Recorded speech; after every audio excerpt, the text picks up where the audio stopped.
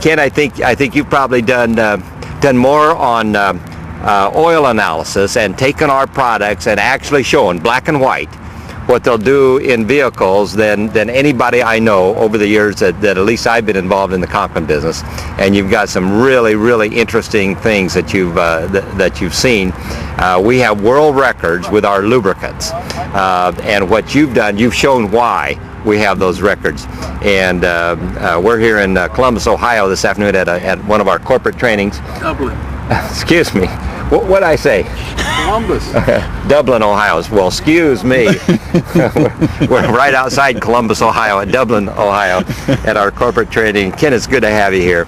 And what do you have that you can share with us, Ken? What should we be looking at here? I got a paper here that shows basically the back of an oil analysis report that people would get, and it would show you the metal wears, where they come from, the different additive packages in there, and the viscosity of the oil. Everything's written on the back of an oil sample that somebody gets. When we go to oil analysis, here's a guy who was just using our TKO, and on our TKO, the reason why this line is drawn here is because from this point over is the metal wear that takes place in the engine. That's what we're concerned about, the metal wear. This is the additive package in the oil. We're not overly concerned about that, but we do got to watch that. And then it shows the viscosity of the oil, the fuel soot, fuel dilution. But here's a particular gentleman that was running Shell oil with TKO. And TKO is the oil additive that we run with regular petroleum-based oils that are out there. Okay. To show guys that we can double and triple their length of time between oil changes. And is that showing up on the camera? We've got a cameraman that's kind of suspect here, Ken, but we're going to get by. Okay. This particular oil sample here has 50,900 miles on it, and the oil sample came back as a normal oil sample. And this guy here was generally changing his oil every 15,000 miles, so we went more than 3 times longer than he did before with his Shell oil. We haven't changed it from a Shell oil, but put our oil additive in there, the TKO, to get this kind of result. So he was tickled with it because he's going 3 times longer and still getting excellent metal wears on this compared to what he was before. Okay. Now, Ken, could I ask one question here? On a regular person, let's say a homeowner that would be using the TKO, what would they be interested in this if they sent the oil in to have it sampled and it came back to them? What would they be looking for? What would the average consumer be looking for? Somebody that's in an oil sample, oil, etc. But what would they be concerned about? Why should they send in an oil sample? Well, Skip, you asked there, a regular person running a car, what would they learn by putting an oil analysis out? Well, here's one guy that was running a Chevy van, and he was using Kendall oil. And we took an oil sample out of his van before he switched over to Convoy, and he had 4,800 miles on there, and everything came back okay as far as the metal levels go. Everything came back okay. But the oil was starting to get thick, and sometimes you'll see that on petroleum-based oils. They'll start to get thick on a guy if they start running them too long. But this particular guy here, all he did is put TKO in, which is our oil additive, with his Kendall oil. And the information we put in here is only as good as you write it in. But there was a mistake made here. It should have went from 4,800 miles to 6,200 miles. If you would subtract the 32,000 from the 25,000 here, the 25,000 from the 32,000, you would have had 6,200 miles. So he went from 48 to 6,200 miles with the TKO in there. And the person can look and see how much the metal wear reduced. Here we've reduced it over 100 parts per million. Went longer in between. This is what, the lead? Or yeah, this is lead. Went from 131 down to 30. Yeah. Going more miles. Yeah, going more miles and 100 parts per less million. And these numbers here are parts per million. It's 131 parts of iron per million in there for every million parts of oil. So there's 131 parts of iron in there for every million parts of oil. Or lead, you mean, on this? Lead, I'm sorry, yeah. Now, the iron went from 67 parts per million to less than half that, 29, going more miles. And where would the iron wear normally be coming from? Does that come? That's where it comes. If you go back to the front page here where I showed you, which is on the back of every oil sample there, it tells you where iron could be coming from. It could be coming from rings, cylinders, and different things in there that it come from, and that's where you find out in the back of your oil sample where they can come from. Okay. So in that case, he went about another 25% more miles and had less than half the wear. Yeah, less than more just by adding TKO. And then his oil came back stabilized yet besides. Okay. Stabilized oil. Before it was getting thick on him, now it's the same. Okay. Okay, now that's what they would be looking for if they were a homeowner and just doing their own personal cars, and so I think that's good. I think that's What else you got there, Ken, that we should be looking at? I just want to show you some of the over-road trucks I've been running with. Well, here's a guy. There's a lot of school buses out there. Here's a gentleman that was running on a school bus, international school bus, and he was using our Convoy 1540, and I have here that he was changing oil every 3,000 to 4,000 before he started with our oil. The last oil sample came back normal, and here again we're just concerned about this line from here over, because this is the metal wear that takes place in there, and here he is at 60,000 miles, come back as a normal oil sample, and before he was changing every 3,000 to 4,000. So significant difference for a gentleman, and showing what can be done. Here's one on a 60 series Detroit on a lot of semis that I work with. Here again, we'll draw the line in here. This last oil sample had 210,000 miles on it, and the oil analysis came back okay on a 60 series Detroit. Okay, 210,000 miles, and as all we do is change filters, oil filters. We don't change the oil. Now wait a minute, 210,000. That's not on an oil change. That's on one oil change. That's on one. He's got 210,000 miles on the oil. Yeah. What's he running? The Convoy or the TKO with regular oil or what? Convoy 1540. And 200. You're saying he has 210,000 miles? Well, let's go to the next one, Ben. Here's a guy with a Caterpillar engine.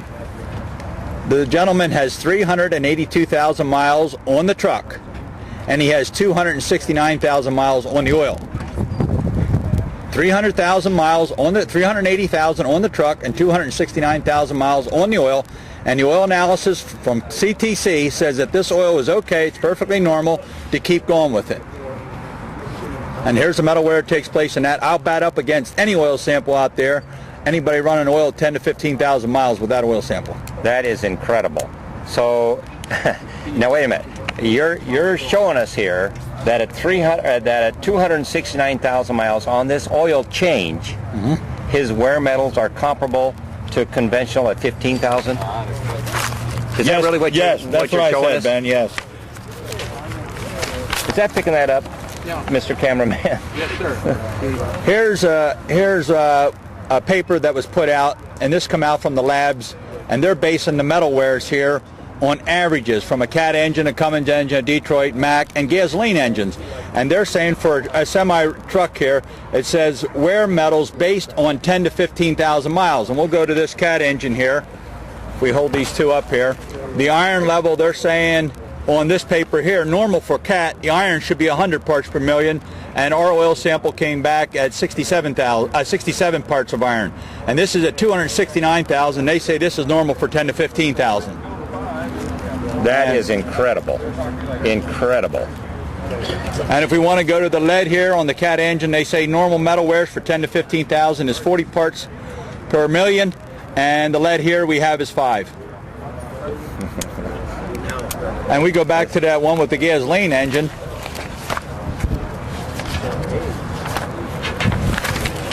We go back to the gasoline engine on this car. The iron level he had was 131, and if we go lead, right? Lead was 131, and they're saying lead normal for a gasoline engine. They don't even have it marked in here. Let's go to the iron. Iron, they said normal is 300 for iron on a gasoline vehicle, and this gentleman was only running 67, which was perfectly normal, but we brought it down to 29, and they're saying normal is 300 on iron. If you go to copper, they're saying copper normal is 20, and this guy was just about in line because he was at 30. He was doing excellent, but we brought the copper level down to 8. So, and that's with the TKO. This was the other ones we were showing you was with our oil. So that's some of the results we get with it. Tell us what some of your customers are saying. because they've got to be surprised with the longevity that they're getting out of their engines and oil changes and so on. It's not so much, Ben, with the customers, it's what the mechanics are saying. I had one, you were saying about the oil being run 269,000 miles and the people being excited about it. I had one particular gentleman that I've been working with, actually some of his oil samples here on some of his trucks. He had one that he had taken into the shop because he was having problems with it. The valves were making a noise and they were rapping, and that's normal for a Mack because Mack had a problem with it. The valves wearing away at the cam and then they'd start rapping. And so he took it into the Mack dealer, and the Mack dealer, the mechanic came out and says, yep, know exactly what the problem is. It's a problem we have. It's our problem. He said it's under warranty. Don't worry about it. We'll take care of it. So he took it in the shop there, and when the mechanic opened the engine up, that's what I said, Ben, I'm more concerned what the mechanics say, because those are the guys that are seeing the engines and what's happening, what's taking place. When he opened that engine up, he went back in on the phone and called the guy up and says, I want to know what kind of oil you're running in this engine, he said. And the owner said, I'm running Conklin's Convoy oil. He said, why? He said, two things. He said, this problem usually happens at 200,000 to 300,000. You have 400,000. So there we doubled the length of time in between, or at least half again as long, of not having this problem. And the other thing is, he says, when we open them up, they're full of metal filings. And he said, this one didn't have it in there. He says, I wanted to know what kind of oil you're running in there. He said, well, that's all I've been running in here is Conklin's Convoy oil. So when the owner told me that, I said, how many miles was on that oil the day he opened that engine up to see what was in there?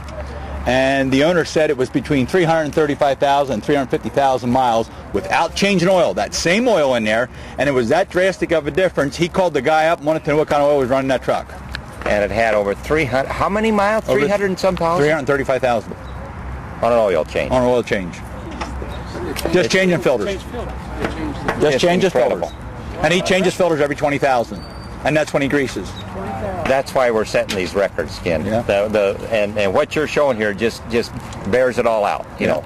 And that's why, because we just reduce those wear metals so drastically over what's considered. And here's another one too, on the fuel savings. When guys look at fuel savings, we had one where a guy went from actually 5.7 to 6 just by using our gear oil and TKO, which we were talking about, the oil additive.